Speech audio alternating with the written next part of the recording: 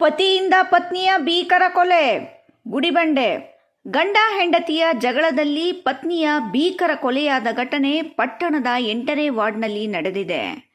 ರಾಮಿಜಾಬಿ ವಯಸ್ಸು 25 ವರ್ಷಗಳಾಗಿದ್ದು, ಈಕೆ ಪಟ್ಟಣದಲ್ಲಿ ಸುಮಾರು 3 ವರ್ಷಗಳಿಂದ 2ನೇ ಗಂಡನಾದ ಬಾಬಾಜಾನ್ ರೊಂದಿಗೆ ವಾಸವಾಗಿದ್ದು, ಶುಕ್ರವಾರ ಮಧ್ಯಾಹ್ನ ಸುಮಾರು 4 ಗಂಟೆ ಸಮಯದಲ್ಲಿ ಗಂಡ ಹೆಂಡತಿ ಕ್ಷುಲ್ಲಕ ಕಾರಣಕ್ಕೆ ಜಗಳವಾಗಿದ್ದು, ಇಬ್ಬರ ಜಗಳದಲ್ಲಿ ಪತ್ನಿಯನ್ನು ಗಂಡ ಭೀಕರವಾಗಿ ಕೊಲೆ ಮಾಡಿದ್ದು, ವಿಷಯ ತಿಳಿದ ತಕ್ಷಣ ಪೊಲೀಸರು ಸ್ಥಳಕ್ಕೆ ಭೇಟಿ ನೀಡಿ ಆರೋಪಿ ಬಾಬಾಜಾನ್ರನ್ನು ಬಂಧಿಸಿದ್ದಾರೆ.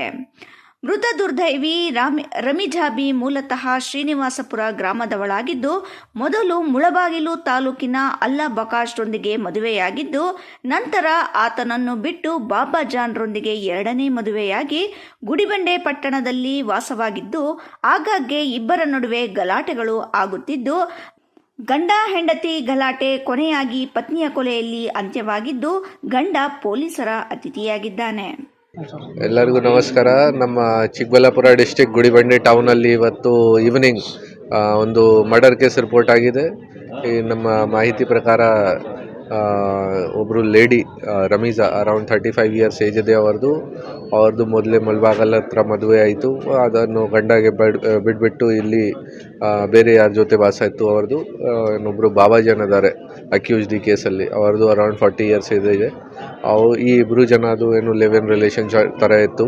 ಬಾಬಾಜಾನ್ದು ಕೂಡ ಮೊದಲೇ ಮದುವೆ ಆಗಿದೆ, 4 ಜನ ಮಕ್ಕಳು ಇದ್ದಾರೆ. ಅವರು ಕೂಡ 10 ವರ್ಷದಿಂದ ಅವರಿಗೆ ಬಿಟ್ಬಿಟ್ಟು ಇಲ್ಲಿ ಓಡಾಡ್ತಾ ಇತ್ತು, ಗುಜರಿ ಒಗೆಯೋದು ಕೆಲಸ ಮಾಡ್ತಾಯಿತ್ತು. ಇಲ್ಲಿ ಬಾಡಿಗೆ ರೂಮಲ್ಲಿ ಇದ್ದಾರೆ. ಅವರು ಪ್ರತಿದಿನ ಕುಡಿತಾ ಇದ್ದಾರೆ, ಆಲ್ಕೋಹಾಲಿಕ್ ಇದ್ದಾರೆ, ರೆಗ್ಯುಲರ್ ಆಗಿ ಗಲಾಟೆ ಮಾಡ್ತಾರೆ. ಇವತ್ತು ಕೂಡ ಏನಾದರೂ ಗಲಾಟೆ ಆಯಿತು ಕುಡಿತಾ ಟೈಮಲ್ಲಿ. ಸೊ ಆ ಟೈಮ್ಗೆ ಮಚ್ಚಿಂದ ಅವರ ತಲೆ ಮೇಲೆ ಅಟ್ಯಾಕ್ ಮಾಡಿ ತುಂಬ ಬ್ಲಡ್ ಲಾಸ್ ಆಗಿ ಮತ್ತು ಸಿವಿಯರ್ ಇಂಜರಿ ಕಾರಣವಾಗಿ ಅವ್ರದ್ದು ಡೆತ್ ಆಗಿದೆ. ಈ ಆರೋಪಿ ಕೇಸಲ್ಲಿ ಬಾಬಾಜಾನ್ ಯಾರಿದ್ದಾರೆ ಅವರಿಗೆ ಕೂಡ ನಾವು ಅರೆಸ್ಟ್ ಮಾಡಿದ್ದೀವಿ. ರೀಸನ್ ಏನು ಅಂತ ಈಗ ನೋಡಿ, ಆರೋಪಿಗೆ ನಾವು ಅರೆಸ್ಟ್ ಮಾಡಿದ್ದೀವಿ. ಅವ್ರಿಗೆ ಇಂಟರೋಗೇಷನ್ ಮಾಡಿ ನಾವು ಕೇಳ್ತೀವಿ. ಬಟ್ ಇವರದು ರೆಗ್ಯುಲರ್ ಆಗಿ ಏನಾದರೂ ಈ ಗಲಾಟೆ ನಡೀತಾ ಇತ್ತು. ಈ ದುಡ್ಡು ವಗೇರಾ ಕೇಳ್ತಾರೆ, ಎಣ್ಣೆ ವಿಚಾರ ಬಗ್ಗೆ ದುಡ್ಡು ಕೇಳ್ತಾರೆ, ಎಣ್ಣೆ ಕುಡಿದಾದ್ಮೇಲೆ ಗಲಾಟೆ ಮಾಡ್ತಾರೆ ರೆಗ್ಯುಲರ್ ಆಗಿ, ಈ ಥರ ಇದೆ. ಸೊ ಈಗ ಅವ್ರಿಗೆ ಅರೆಸ್ಟ್ ಮಾಡಿದ್ದೀವಿ. ಇಂಟರೋಗೇಷನಲ್ಲಿ ಗೊತ್ತಾಗುತ್ತೆ ಬೇರೆ ಯಾವುದು ಎಂಗಲ್ ಇದೆಯಾ ಇಲ್ವಾ. ಮತ್ತೆ ಕ್ರೈಮ್ಗಳು ಜಾಸ್ತಿ ಆಗ್ತದೆ ನೋಡಿ, ನಾವು ಮೊನ್ನೆ ಕೂಡ ಒಂದು ಕೇಸ್ ಆಗಿದೆ ಗುಡಿಬಂಡೆ ಲಿಮಿಟ್ಸಲ್ಲಿ. ಆ ಕೇಸಲ್ಲಿ ಕೂಡ ನಾವು ಆರೋಪಿಗೆ ಬೇಗವಾಗಿ ಅರೆಸ್ಟ್ ಮಾಡಿದ್ದೀವಿ. ನಮ್ಮ ಸೈಡಿಂದ ನಾವು ಪ್ರಿವೆಂಟಿವ್ ಆ್ಯಕ್ಷನ್ ತಗೊಳ್ತಾ ಇದ್ದೀವಿ ಎಲ್ಲರ ಮೇಲೆ. ಮತ್ತು ಅಕ್ರಮ ಚಟುವಟಿಕೆಗಳು ಏನು ನಡ್ತಾ ಇದೆ ಆ ವಿಚಾರ ಬಗ್ಗೆ ಕೂಡ ರೆಗ್ಯುಲರ್ ಆಗಿ ಕೇಸಸ್ ರಿಜಿಸ್ಟರ್ ಮಾಡ್ತಾ ಇದ್ದೀವಿ.